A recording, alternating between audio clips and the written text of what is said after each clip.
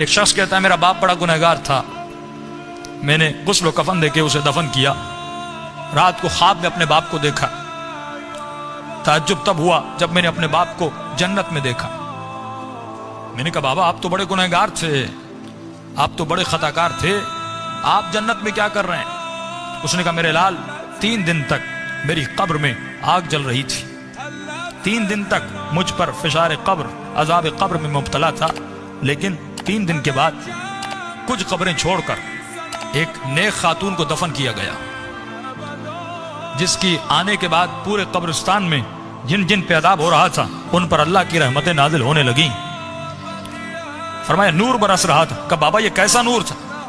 کہا جیسے اس کو دفن کیا پہلی رات بھی، دوسری رات بھی، تیسری رات بھی اس کی قبر میں حسین ابن علی آتے تھے۔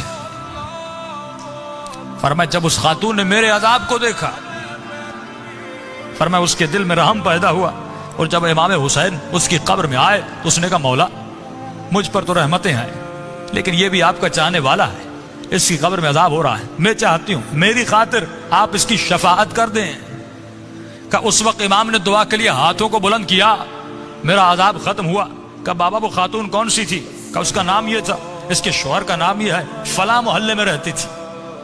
یہ نیند سے اٹھا، اس محلے میں گیا، اس شخص کا نام پوچھا، کہ فلاں خاتون آپ کی زوجہ تھی؟ کہ ہاں۔ کہ اس کا کون سا ایسا عمل تھا؟ کیا وہ بہت زیادہ نمازی تھی؟ کہ نہیں، صرف واجبات پہ عمل کرتی تھی۔ کہ بہت زیادہ قرآن پڑھتی تھی؟ کہ نہیں، مختصر قرآن پڑھتی تھی۔ کہ کوئی ان کا خاص بہت زیادہ ذکر تھا؟ کہ نہیں، ایک عام سی زندگی گزارتی تھی لیکن اخلاق کی اچھی تھی۔ اس نے کہا اتنا پوچھ کیوں رہے ہو؟ اس نے سارا واقعہ بتایا کہ آپ کی زوجہ کی خاطر میرے باپ کی شفاعت ہو گئی، کوئی تو ایسا عمل ہوگا جس کی وجہ سے امام حسین اس کی قبر میں گئے۔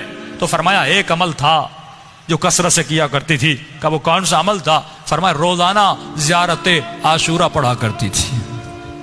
یہ مقام اذکرونی اذکرکم ہے کہ ہمارے چاہنے والوں تم ہمیں یاد کرو، ہم تمہیں یاد کریں گے۔